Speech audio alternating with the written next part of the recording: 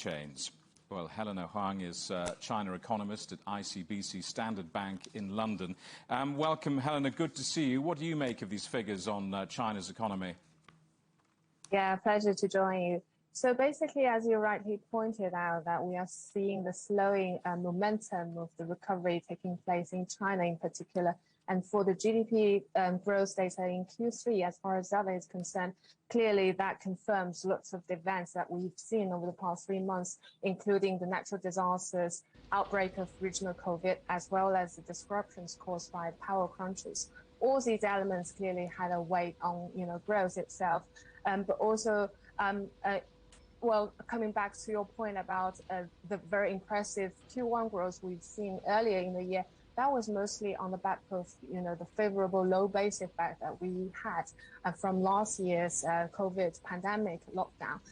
So gradually, it's quite natural for us to see a continued and more pronounced slowdown for the growth to come through, not only for Q3 this time, but also probably for the remainder of this year. But overall speaking, as far as the year-to-date growth figure is concerned, we are still seeing China well on track to deliver its minimum growth target of 6.0 by the year end.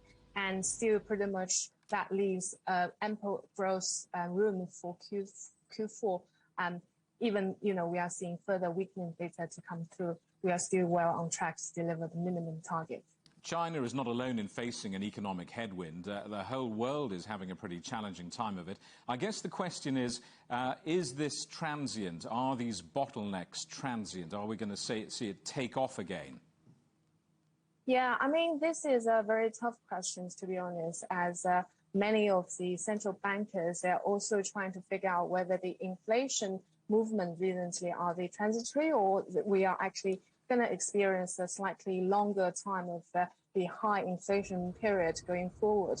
Also, all these disruptions caused by the supply side, including all these energy crises happening not only in China but also in Europe. There is still a question mark and a debate going on, questioning the nature of how long these sort of rising commodity prices, the disruptions on the supply side are going to last. But I think as far as China's domestic situation is concerned, the government has already taken lots of actions to try to mitigate the risks as well as the damages done on the back of the recent power crunches. So lots of actions, including increasing the imports of coal and natural gas from abroad and ramp up domestic production to ensure a smooth provision of electricity heading into the winter season. These actions has already been swiftly made, so that will, give some support to avoid further or greater damages caused by these unexpected disruptions on the supply side. How much of a looming shadow is China's evergrand crisis? How much of a problem is that for the global economy?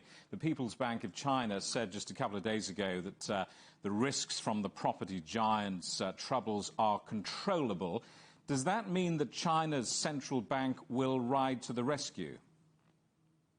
I think what the PBOC said last Friday, the key message is really try to reassure the investor that the default risk in the onshore credit space, as far as the evergrand and other real estate property and developers they are concerned, are very much within control, at least in the domestic market. And there will be very limited contagion or spillover effects on the global market.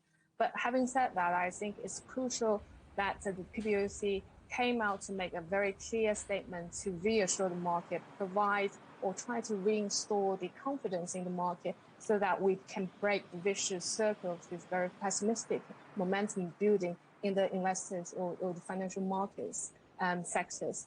What's key is still from the PBOC's point of view to ensure the basic rights and the benefits and interests of the retail investors in the onshore market as well as the homeowners so that they can get the right benefits towards the end of all these events.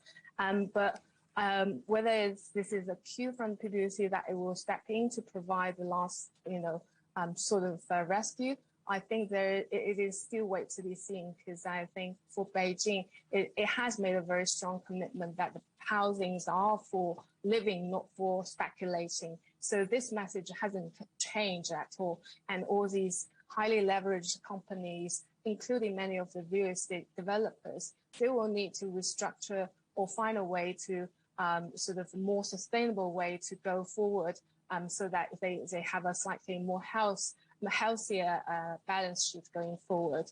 But as far as the liquidity is concerned, I think we've got enough, signals from the PBOC that they've got they are very much well prepared for it, and the market should at least get some comfort from that statement.